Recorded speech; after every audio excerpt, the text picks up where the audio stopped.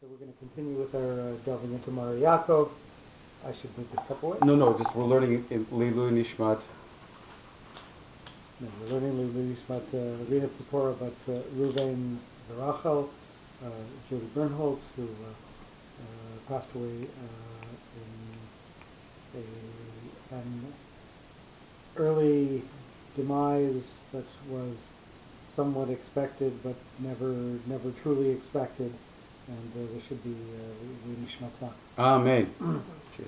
So we're going to continue delving into Mareh Yaakov, and as with every shiur, we're going to preface it with something about the parsha that we just read this week, and hopefully we're going to apply the skills that we've learned by using this parish on Breshit to other parshiot that do not have commentary on them from a chaver. So we recognize this note. So this note most commonly has the name of Mapach, but also has a second incarnation called Yativ. Right. So Mahapach is a misharet, is a serving note that leads you into the thing that's going to come next to it. And we've said that the interpretation of this is you're taking something from before with a broader focus, and you're narrowing it to something that's more specific, and then you're going to continue on.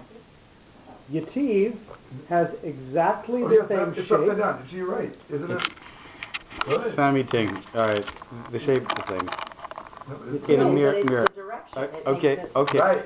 Okay, fair enough. I stand corrected. That's what I thought. Yativ has exactly the same shape, but so Mapach, is positioned on the accented syllable in the word, usually the last or second last syllable. Yativ differentiates itself by being a melech, by being a note that tells you stop on that word, and it appears before the vowel of the first word, before you even start the word. Before you even had a letter or a vowel, that's where Yativ appears, and then you pause after it. And what Yativ does is it tells us that there's something that's before, and we have to focus on the before, and then pause before we do continue on. So now I'm going to talk for a minute or two about how do you make a bad apology. You make a bad apology by saying, I'm truly sorry about this, but, and then you add another phrase.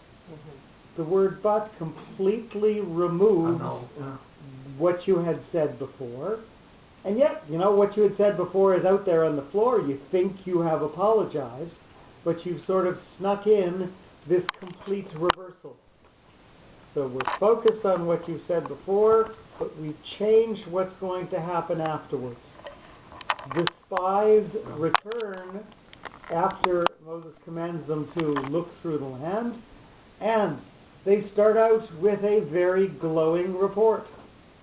And then all of a sudden, they say, Ephes, ki has ha'am. And the word Ephes has a Yativ.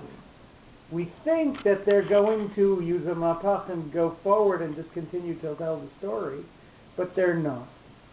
They're using a Yativ, which is telling us, go back to what we said before, cancel all of that out, and here's our real report. That's probably the best Yativ ever. Fs means zero, so everything that we said before is zero. Null and void. You go back to the beginning, all of that we've said, completely erased, and now we're going to tell you the real report. So that's probably the best Yativ ever. Fs I know the word Fs. Very, very instructive when you know the extra nuance that the notes add to the words. What do you think? So what do you think the pause. shortage of Yativ is when we talk about? We're going to pause briefly.